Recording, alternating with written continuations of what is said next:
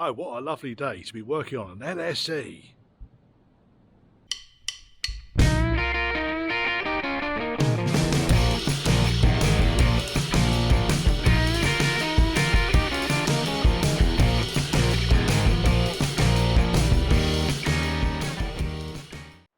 Before we get into the video, I've got a husky old voice. Flu bug I had a couple of weeks ago is making all sorts of kind of appearances with bad throat, coughing, and God knows what else. Is driving me up the wall. So apologies for disgusting noises, can't help it. If you want to support the channel, there's a PayPal me link scrolling down here. I might even buy some bloody cough mixture with it. Yeah, if you fancy contacting me, then Church House Classics, and that's all one word, @gmail.com. Bear in mind there's only one of me. I do try and get back to you quickly, but it's not always possible or practical. Enjoy. Well, we've had a busy day on the LSE today. I'm just sending over the progress reports to the customer. So I've wired in the little pilot light. Customer put the LEDs in there. But I've wired in these two little pilot lights to one of the wires over here. It's in the bulkhead, side of the bulkhead on the loom. Put a little fuse in there, little 3-amp fuse. It's ignition controlled, so when you turn the ignition on to position 2, those little pilot lights come on. And then they turn off as soon as you turn the ignition off, which is good. Piece of cake, eh? Next thing, the customer has been concerned that the steering might be a little bit heavier than perhaps it should be.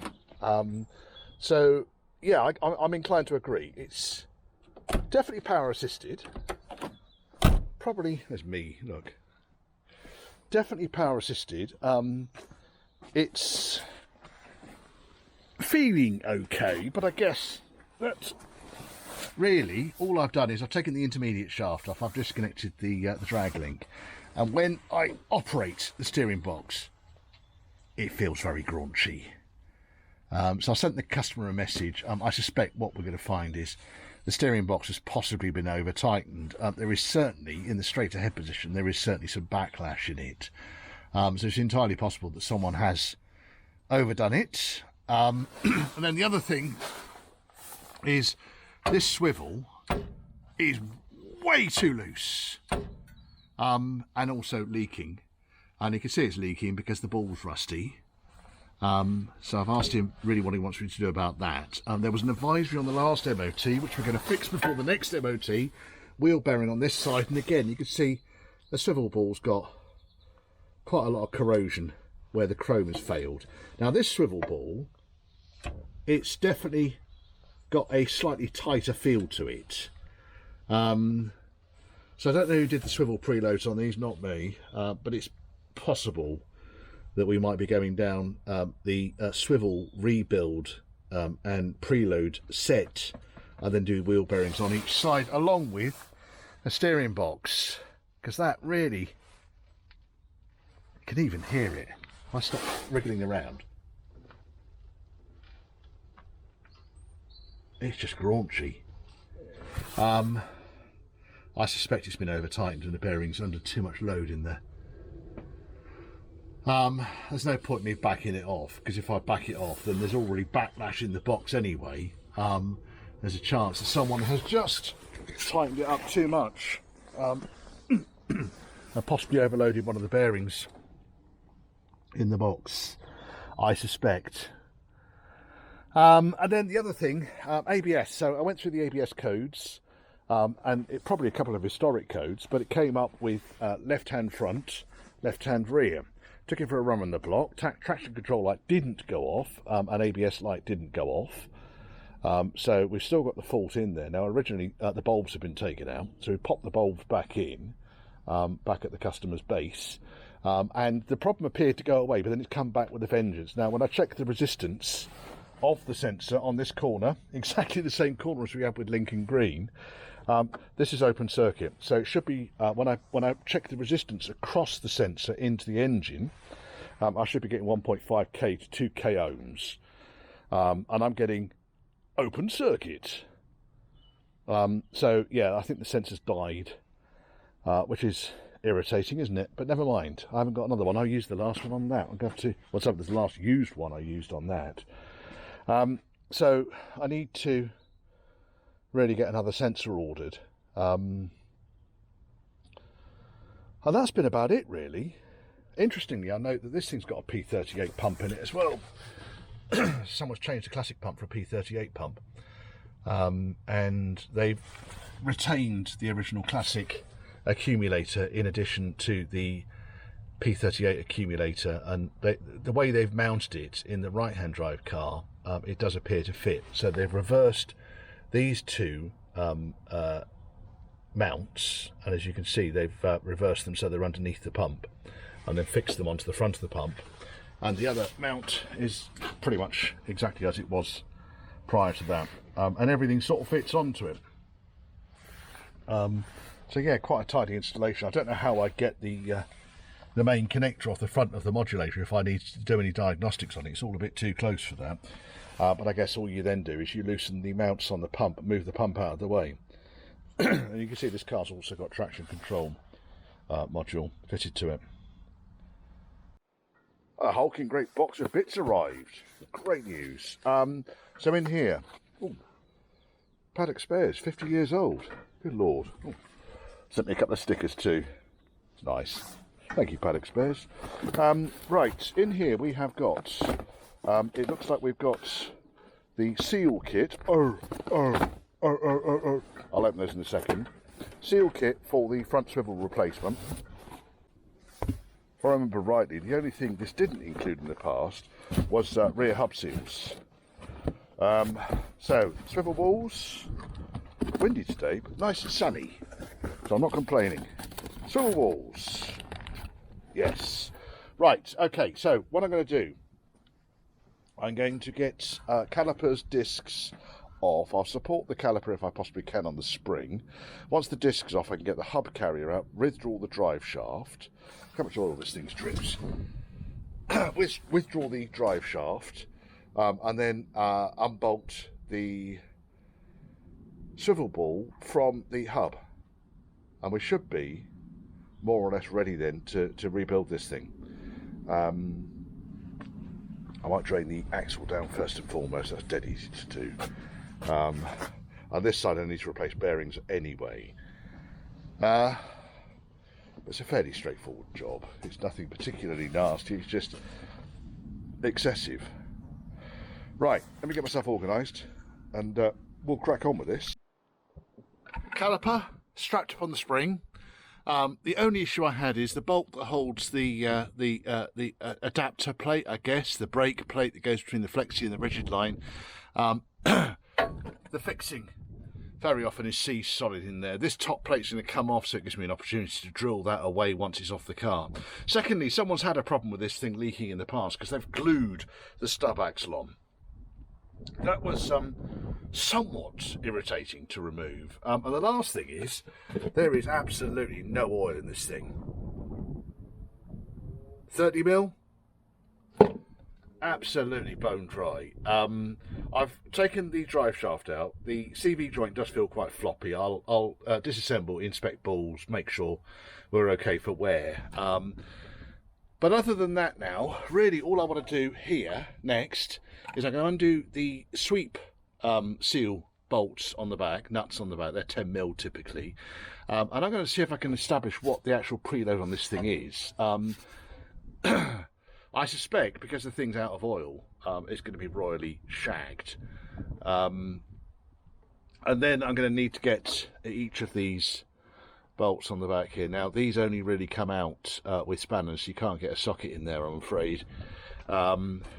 Just the way it is.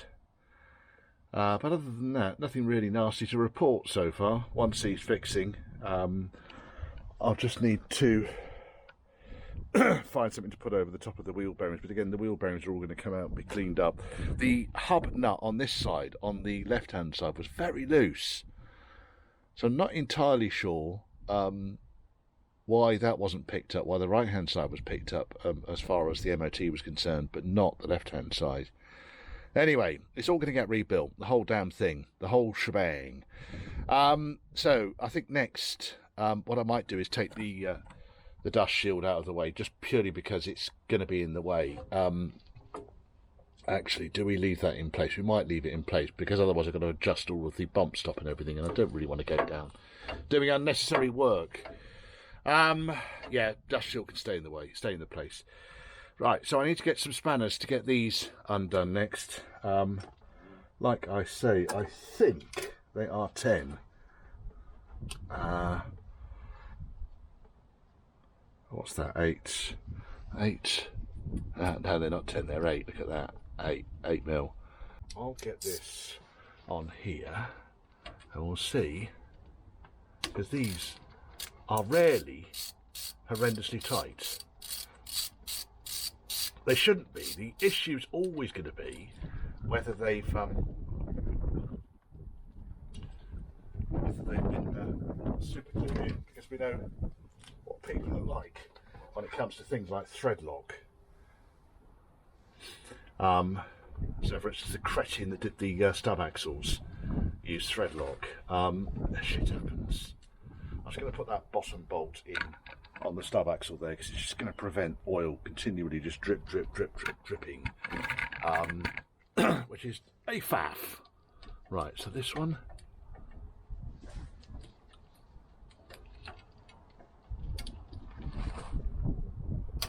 Right, that should come 8. That's nice. What I might do, once I have checked, I'd like to do before and after on the swivel preload, just purely for my experience. These nuts need to come apart anyway. It bolts, I should say. They're not nuts, Richard. You're the nut. This is encouraging. You'll notice I'm wearing gloves. Oops.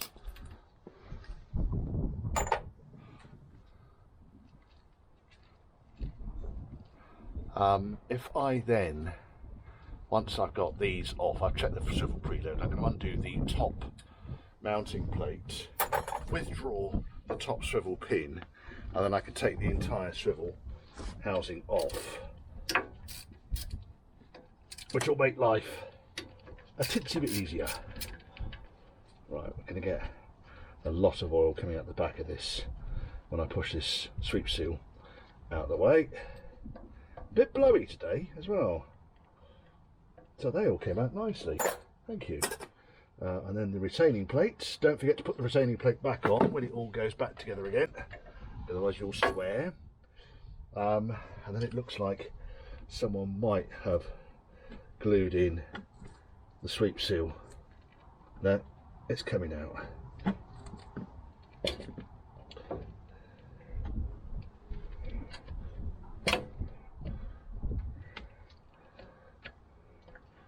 It is going to come out. Can't get to it from the front, you just have to get in and lever it out from the back. There we are, out. And again, not a huge amount of oil there, chaps. Right, so now I should be able to check the swivel preload. That's never good really, is it? That's the spring that goes around the inside of the sweep seal.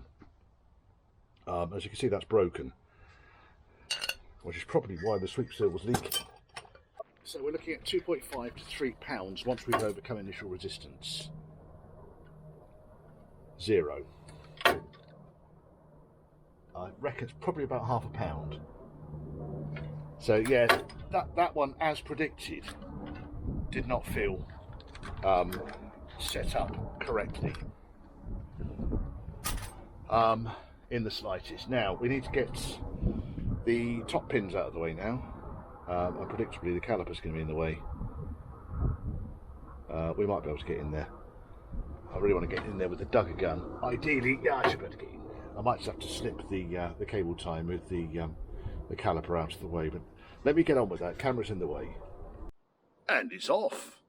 Not without struggles, I'll be honest. Yeah, every single one of the bolts has got, good 5 threads of fucking thread fucking lock. I'm going to clean all these threads out here. The only way I can get these out, they are a 12-pointed head.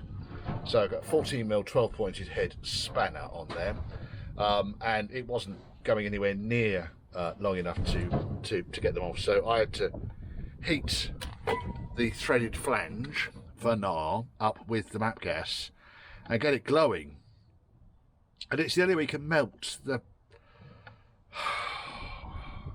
I can't think of a word, an expletive that is safe to use for that amount of thread lock on bolts like that. I mean, people, honestly, just step away from the thread lock, please. Right, so I'm going to clean these threads up, and we should put mount the new swivel ball back in place. Having summed up the situation, I thought I had spare bolts in stock. I don't. I've used them all. So there's no way they're going to go back in again. They're probably original to the car. I'm just going to make the next person who visits this area's life miserable. Now, what I have done then is cleaned up the swivel, popped in the swivel itself, started to torque it up, and we're just starting to feel a bit on the tight side. I've done this before in other videos. There you can see the broken fixing for the brake lever, which I'm gonna get that out later on. But yeah, so I'm going to build these up on the bench, get them all ready on the bench, and then when I get the new bolts to bolt the swivel, then I shall lob those in. I think makes sense. I hope so. Right, built that chappy up. I built it up around the preload has all been set on that. I put the sweep seal back on that. I've literally just lobbed the stub axle back on the front because there's no point bolting the stub axle back in place until the drive shaft's back in. So it'll be part of the assembly process. It's a little bit lighter as well for me to manoeuvre into place. Then I started ripping this side apart. Well, we've had some challenges here. So first and foremost, brake caliper bolt. I've had this issue before, and it's largely because the bolt head is a 12-pointer, and people insist on using a 6-sided socket on these sometimes, and so they round off, and then they get them out because this has clearly been out because it's got new discs on the front, and I think, that's all right, I'll lob it back in again. Luckily they didn't put thread lock on it, but that was a bastard to get out. And then, now, there's supposed to be a quarter of a litre of oil inside these swivels, and not none, along with a lot of rust. So I don't know how useful this CV joint's going to be. It's an original GKN CV joint. We'll have to find out, but at the moment I'm just going to pull the drive shaft out, get the swivel housing off, and we'll deal with the problems. Right, it's off. One of those fixings there. Not a chance. So I'm going to get some... The reason I've kind of extracted it with all the swivel housing and everything on there is to try and attempt to get some serious heat into that and see if I can't get the fixing out. Other than that, we are preloaded on one side, but can't refix. We haven't got enough fixings. I probably could lob it back in and just change the fixings over as and when they arrive. But I'm in no rush, I don't think, to get it back together. Right, that was quite a hard afternoon's work. A lot of hanging off spanners. Spanner hanging off a spanner. But yes, that now be stripped down, cleaned, new swivel ball, and preload blah-de-blah. Cleaned up the swivel housing. Cleaned up quite nicely. What am I using? I'm using a product called Plus 10, which I get from Auto Smart. And then I use, once that's gone on and kind of eaten into the grease, then I use this stuff. And I spray that on. It's a brake cleaner, but it just comes up like that. Let it dry. And that is as greasy free as I could possibly get this. Now, the next thing I've done then is to pop the shims in here. So new bearings, new top pin, new shims, and that's all beautiful and lines up beautifully. Now, I'm going to go and, God help us, it's cough is lingering some. Really is lingering. It's doing my bloody head in. I've got the sleeve there for the ABS sensor, which I'll pop in, and also the top seal. Oh, there he is. Now, this driver's side swivel. Yeah, that was a bit on the dry side, wasn't it? Drier than a witch's tit. Now, when I went into the top swivel pin housing, the bearing's completely kind of locked in there. It's just worn out. Absolutely bone dry. So I think it goes as a message to you owners, Land Rovers, when they stop leaking oil, they need topping up, I'm afraid. And this is a classic example. Now, this car's not going to get off-roaded. Well, if it does get off-roaded, it's not going to be wading through rivers or anything. So I'm going to use the one-shot lube that comes in the kit. This gloop, Britpart sell this, STC, so Sierra Tango Charlie 3435 S for Sierra.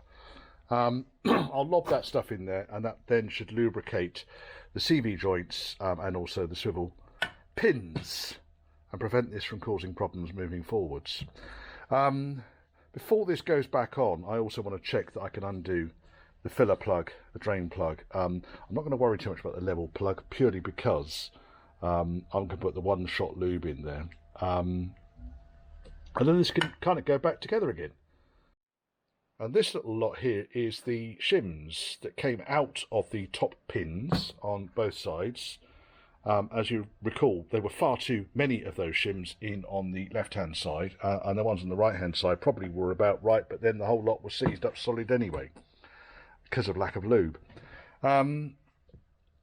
Sometimes these things are salvageable. They need to be cleaned, and then they can go back in my stash. That's pretty much about it. I am going to get on with... Well, I'll come back to you in a second, because I want to get one of the CV joints apart and see if there's any damage. So we'll choose the driver's side, the dry one, and I'll show you how I check through that. And then the other thing is I need to get that out of there as well, which is a kerfuffle, isn't it? So what I'll do is I will flatten the top off, and then I'm going to heat this up biblically and see if I can't actually just wind it through onto the inside here. Should be able to.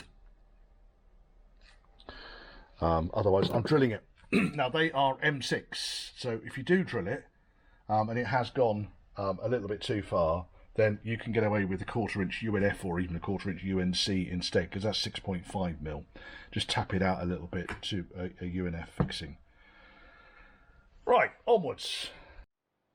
I figured the best way of doing this was to grind off the excess of the thread on the inside.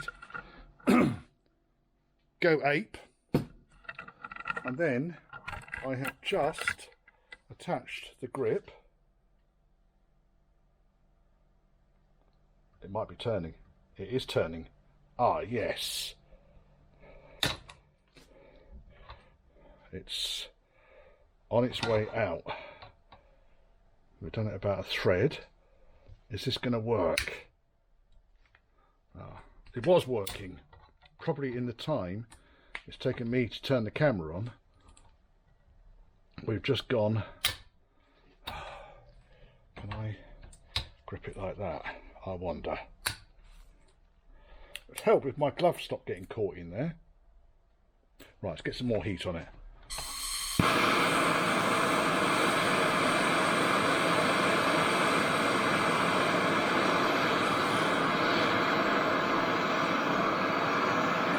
That's doing it. So heat on the nuts. And out she comes. Right, let's pop that somewhere where it's not going to do any damage. Fizzling away down there in that bucket of water. Now, I'm going to cool this off, and then I can double check the thread. I can fit this, because that, of course, is going to be quite warm. Right, so this is the challenge we've got with the driver's side drive shaft. It is distinctly not beautiful. I've got a feeling that we're going to find some fairly heavy duty wear in here. As you can see, there's flakes of rust all over the place, so I need to start really by getting the CV joint off the shaft. Now normally there's a spring clip on the shaft which goes into the end of the CV joint, so normally you just have to give it a firm tap on the back of the cage there and it should release. Let's give it a go. Need you out of the way really.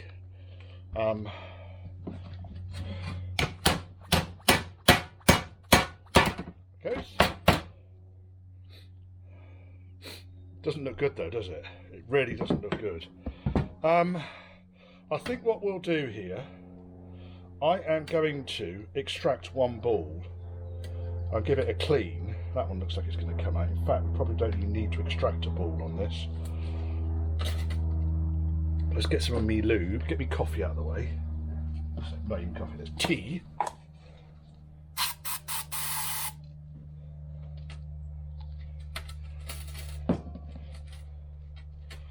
I think that's fucked. That is one dead CV joint. I don't even need to take the ball out. Let's get the lights. There we go. So that brown in there, that's rust. So it's not going to last long before it does start to kind of rapidly wear. I think we've got a dead CV joint. That's a bit irritating. Right, okay, so with that in mind, let's see if we can't get the ball out. Now, normally what happens is I need a screwdriver and it should come out. So I want the cage to drop down as low as it will go.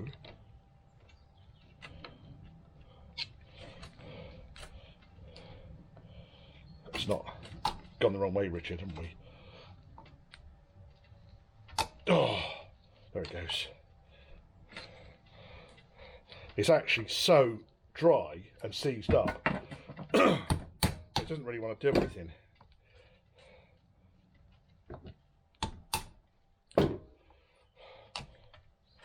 Let's get some WD-40 in there just to lubricate it up. I mean, I'm kind of doing it really just to prove to you that this thing is fucked. Probably didn't need to swear there, Richard, did we? Right, so just a load of WD-40 going in there.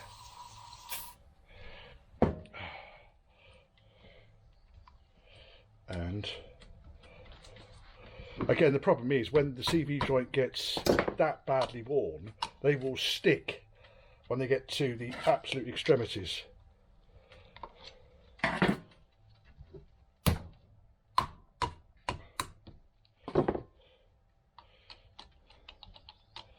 Right, it's lubricating that around. Thinner screwdriver. That might do it. There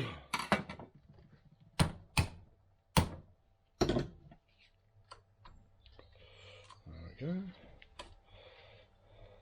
Try not to stab my finger. I don't think we're going to get this one apart, Richard.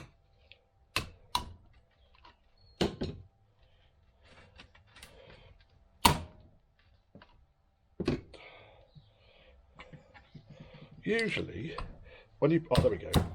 Now we've got the extra bit of movement down there. And here it comes. This might go flying across the workshop, this ball. There's the first ball out.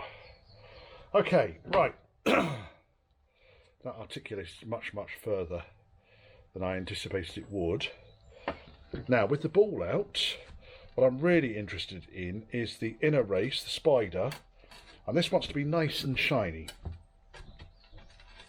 It wants to be in really, really, really good condition. Shiny, no sign of any rust, and just generally got an air of being looked after about it.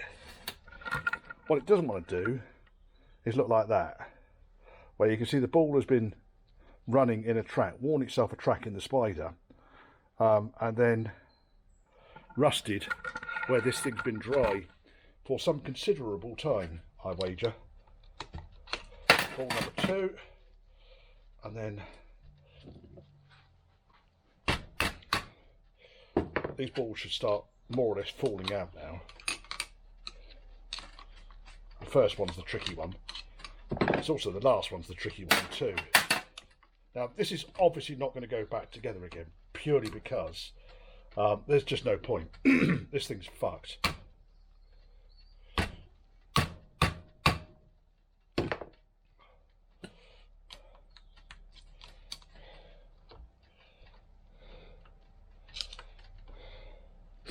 Oh, come on. If anyone else has had it, there's like a bug, a throat bug that's going around. And it is driving me insane, because when you think it's gone, and you think, oh yeah, that's that gone, you know, got rid of the throat, the fucking thing comes back.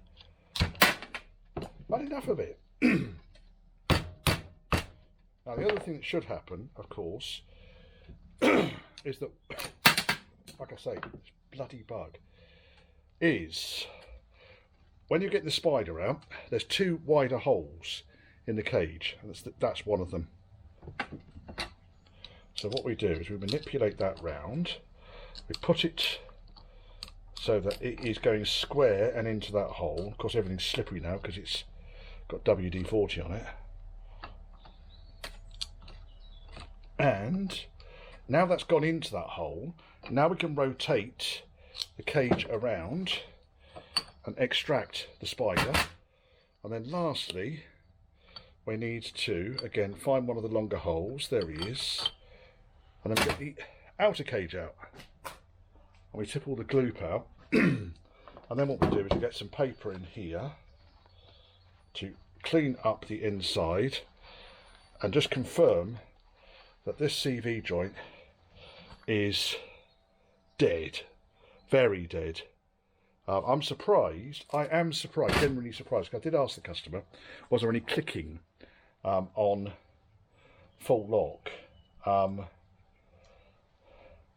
he did say no, but he might not. I mean, there's flat spots on the balls.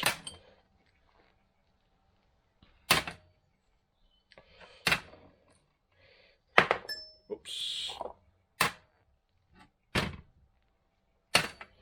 Right, and then Spider. So this thing should be chrome plated. I shouldn't show any signs of wear at all, if it's going to be in good order.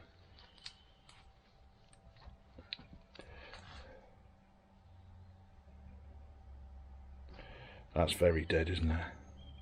That's now, I think, officially a garden ornament.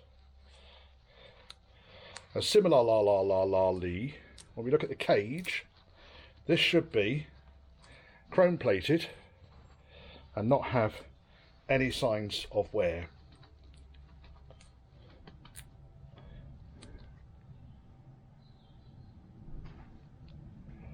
That is just beautiful, I'm afraid to say.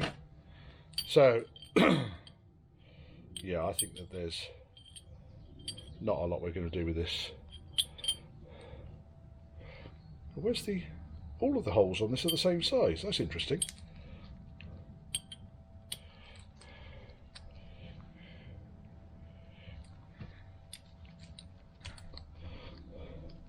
Now that, oh, so it goes in like that, doesn't it? And now these should properly click in. Some of them are, some are not. Yeah, I mean, just looking at the way that the balls are fitting. Stripped apart the left-hand CV joint. I didn't know these things were 24 spline. I think maybe an LSE thing, possibly. Anyway, you can see here very clearly on the recesses inside, you can see we've got wear marks where the ball has kind of worn against the outer cage there. This is even more evident when you look at the spider. Let's try and get this in focus. You can see here, you can't now because the light's all wrong. Let's go outside. If I go outside, you can see there's like a indentation where the ball runs, about there. Yeah, that's shagged. Proper shagged. As a tired CV joint, it's probably got some life left in it, but not much. And then the outer cage, again, showing signs of wear. It's not as bad as the other one, the driver's side one, but while we got it apart, we might as well replace it. Now, these are, they're stamped up GKN, so they're original. I suspect, if we can find a date stamp on it, I don't know if they did put date stamps on them, we're going to find it's original to the car, probably. That could be a date stamp there. It's got 93 written on it, 93/5/18B. So it's entirely possible that is a date stamp. It might be complete bollocks, I don't know. But if that is the case, then we've got an original CV joint that has reached the end of its service life. Now, the driver's side one is utterly ruined purely because it's just rusty, and this one's just worn out. Again, lack of lubrication really hasn't helped it, but at least there was 30 millilitres of oil on this side. Right. What should we do next? Bearings, I think.